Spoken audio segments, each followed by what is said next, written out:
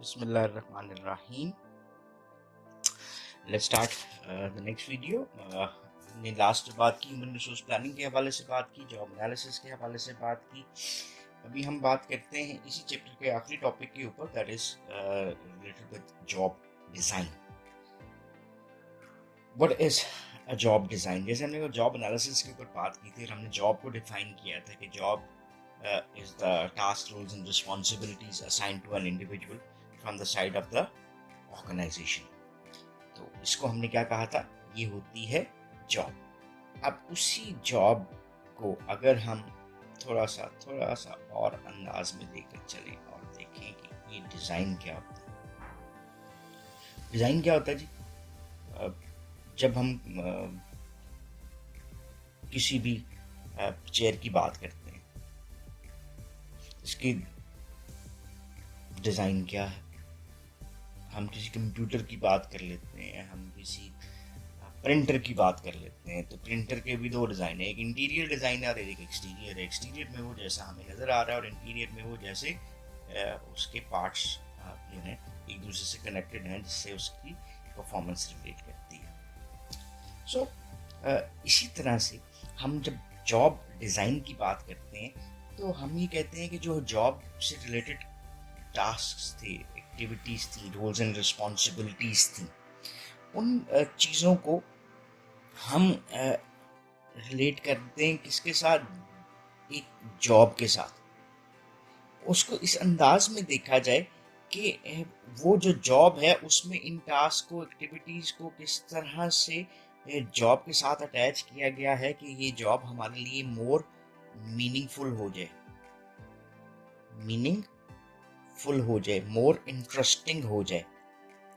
ठीक है, ये हमारा क्या बन गया जी? Job design. अभी देखेंगे ये जॉब डिजाइन हमारा बनता कैसे है। Let's go through that definition. Refers to the way that the positions and the task within the position are organised, including how and when the task are done, and any factors that affect the work, such as in what order the tasks are completed and the conditions under which the tasks are completed. So ये comprehensive definition है और लंबी सी भी है कि एक position में हमने क्या किया है, उस के टास्क को सेट किया है, ऑर्गेनाइज किया है, और कि क्या क्या टास्क होंगे, वो कैसे परफॉर्म किए जाएंगे, कब परफॉर्म किए जाएंगे, और वो कौन से फैक्टर्स हैं जॉब के जिनके ऊपर उसका इफेक्ट होगा। सो this is all what is job design. अब इसका मतलब क्या हुआ कि हमने डिफरेंट एलिमेंट्स को इसमें इस अंदाज में इकट्ठा किया है कि वो एम्प्लॉय के लिए ज़्यादा अच्छे लग रहे हैं, मीनिंगफुल लग रहे हैं, उसके लिए उन टास्क को कंप्लीट करना जो है वो आसान है, उसके लिए उन कंडीशंस में काम करना निस्बतन आसान है। सो ये कंडीशंस और ये चीज़ें किस तरह से बनती हैं, इसके लिए एक कॉन्सेप्ट था that was given by Frederick Herzberg. उसने कहा जॉब इनरिचमेंट क्या होती है। So he suggested that the best way to motivate employees is that through by job enrichment. और क्या है जी? Expanding job contents to create more opportunities for job satisfaction. So enrichment को हमने क्या बना दिया कि आप एक्सपेंड करें जॉब के कंटेंट को इस अंदाज में to create more opportunities for job satisfaction, जिसमें ज़्यादा से ज़्यादा लोग जो हैं वो सेटिस्फाइड रह सकें अपनी जॉब के साथ। तो उसके लिए इसने जॉब इनरिचमेंट के इस कॉन्सेप्ट को एक्सप्लेन करने के लिए उसने कहा कि there are different factors if they are included in a job in a good manner. ठीक है, तो वो जॉब इनरिचमेंट क्या हो जाएगी? वो इंक्रीज कर देगी। उसका जॉब कंटेंट इस तरह से आपने एक्सपेंड किया कि वो एम्प्लॉय को ज़्यादा सेटिस्फाई कर सके। सो उसमें जो है जो हार्सबर्ग की सजेशंस थी उसको रिचर्ड हैकमैन ने एक मॉडल की सूरत में दे दिया to design jobs that provide motivational basis on 5 core job characteristics. ये जी पहला आ गया, इसको हम कहते हैं स्किल वैरायटी। हम पहले स्किल को डिफाइन कर चुके हैं अपने एचआर के लेक्चर्स में कि दीज आर द स्किल क्या है, that is an individual's capacity to perform a specific task.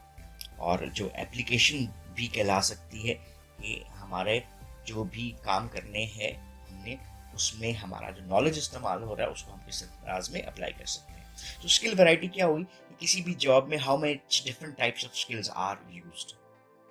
Then दूसरी बात आ जाती है टास्क आइडेंटिटी। जो आप काम कर रहे हो वो एक कंप्लीट प्रोडक्ट की शेप में नजर आता है आपको, ठीक है, या आपको बिट्स एंड पीसेस की सूरत में आपको नजर आ रहा है।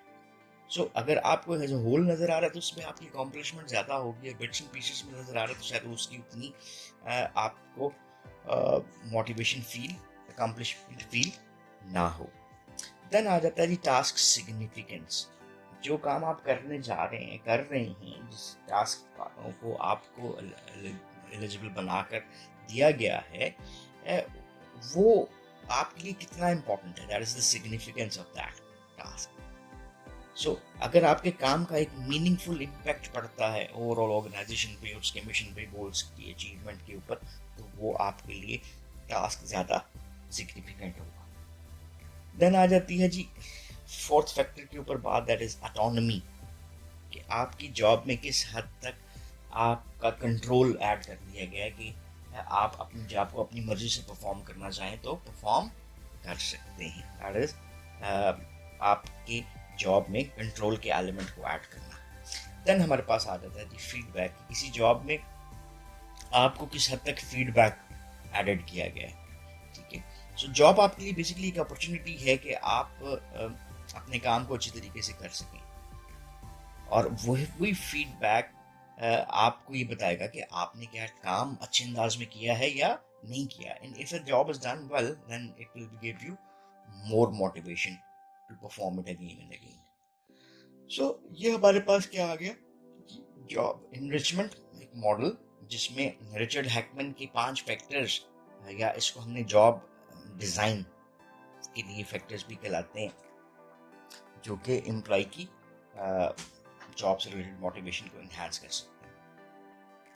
देन जी हमारे पास there are some other ways जिसके थ्रू हम अपनी जॉब के डिज़ाइन को बेहतर कर सकते हैं। उसमें एक बहुत इंपॉर्टेंट बात जो आती है वो है जी फ्लेक्सिबल वर्क स्केड्यूल के हवाले से। What is flexible work schedule? इसके डिफरेंट ऑप्शंस आते हैं। फ्लेक्सिबल किसको कहते हैं? जिसको हम अपनी मर्जी से चेंज कर सकें, यानी आप अपने काम का स्केड्यूल इस तरह से क्रिएट करें कि आप उसको अपनी मर्जी के मुताबिक बना सकें, ठीक है। बेसिकली ये कंटेंट ऑफ द जॉब तो नहीं होता, लेकिन ये वो माहौल जरूर प्रोवाइड कर सकता है एम्प्लॉय को कि वो अपनी जॉब को बेहतर अंदाज में परफॉर्म कर सकता है एट हिज ओन ईज, ठीक है। इसमें अब फ्लेक्सिबल वर्क स्केड्यूल्स के हवाले से डिफरेंट ऑप्शंस हमारे पास जो नजर आते हैं उसके ऊपर थोड़ी सी बात कर लेते हैं। पहला है हमारे पास called as compressed work week schedules. Compressed किसको कहते हैं जी? हमने किसी चीज को कम कर दिया। सो बेसिकली आप अगर देखते हैं तो हमारे पास वर्किंग स्केड्यूल के डिफरेंट ऑप्शंस नजर आते हैं। मोस्टली देयर आर 40 और 48 hours of working. This is concluded now जरा 5 8 जरा 5, ठीक है। तो दैट्स हाउ 8 जरा 5 40। सो आपके पास कितने दिन आ गए? Working days 5, of days 2. What if 10 by 4 is equal to 40 and you got 3 days which are off? क्या हो गया जी? आपका कंप्रेस्ड वर्क वीक हो गया, ठीक है। सो 4/10 स्केड्यूल जो है, this is the most common one, जिसमें एम्प्लॉय एक बेटर बैलेंस्ड लाइफ अप्रोच रखना चाहे तो वो रख सकता है। देन आपके पास दूसरी जो ऑप्शन नजर आती है फ्लेक्सिबल वर्क्स को स्केड्यूल के लिए, that is the flex time. इसको फ्लेक्सी आवर्स, फ्लेक्सी टाइम भी कहा जाता है। जो हमारे पास डिफरेंट ऑप्शंस हैं काम करने के, वो क्या है जी? हम सुबह फॉर इंस्टेंस 9 से लेकर 4 बजे तक काम कर रहे हैं जी, ठीक है। अब 9 से 5 हो गया, what ever the time is, तो हमें 9 बजे हर सूरत वहाँ पर पहुँचना है। फ्लेक्सिबल टाइम हमें ये कहता है कि यार मैं 9 की बजाय अगर 10 बजे शुरू करता हूँ तो मैं 5 बजे तक बैठ के अपना काम पूरा कर लूँ। So the hours remains the same, but I have a flexible opportunity कि मैं अपनी मर्जी से जो स्लॉट लेना चाहता हूँ वो ले सकता हूँ, जो कि मुझे ज़्यादा फ्रीडम देता है अपनी एक्टिविटीज़ को बेहतर परफॉर्म करने में, और वर्क एंड लाइफ बैलेंस में भी पॉजिटिविटी लेकर आता है। देन हमारे पास अगला ऑप्शन जो बनता है वो क्या है जी? Job sharing. Instead of a single person performing all the task of a job, like 40 घंटे उसी में काम करना है, ठीक है, तो मैं इसको 20-20 घंटे पे डिवाइड कर देता हूँ। So what will happen is कि 20 घंटे आप काम कर लो और 20 घंटे मैं। So this is how it completes a job 40 hours, और हाफ पे मेरे पास, हाफ आपके पास। So this is how, if this opportunity is given, तो हम वर्क स्प्लिट्स अरेंज कर सकते हैं। फिर इसके बाद ये आपकी अपनी ऑप्शंस हैं कि इस स्प्लिट को आप 15-25 पे कर दो, 10-30 के ऊपर कर दो। मीन्स दिस डिपेंड्स अपॉन कि जिस तरह से हम अपनी बिजनेस और चीज़ों को देखना चाहते हैं, उसको मुताबिक हम इस जॉब शेयरिंग को अपनी बेस्ट ज़रूरत के मुताबिक यूटिलाइज कर सकते हैं।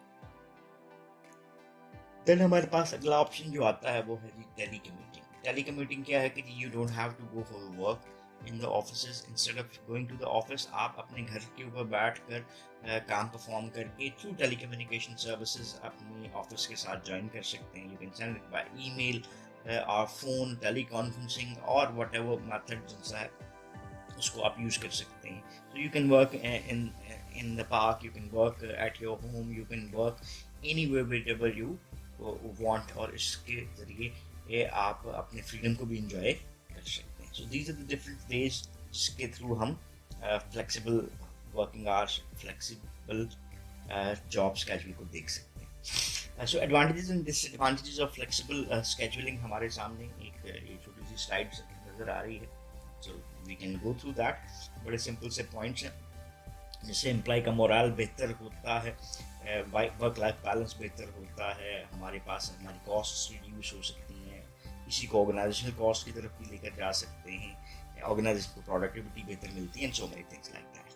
सो that was all about this lecture, which was related with job design। और हमने जॉब डिज़ाइन के हवाले से डिफरेंट एस्पेक्ट को देखा कि हम किस तरह से जॉब डिज़ाइन क्रिएट कर सकते हैं, जिसमें हमने जॉब एनरिचमेंट मॉडल को देख लिया, 5 फैक्टर्स को। उसके बाद हमने फ्लेक्सिबल वर्क स्केड्यूल्स को देखा, जो कि हमारे लिए जॉब डिज़ाइन को निस्बतन बेहतर कर सकते हैं। So that concludes the chapter number 5 as well.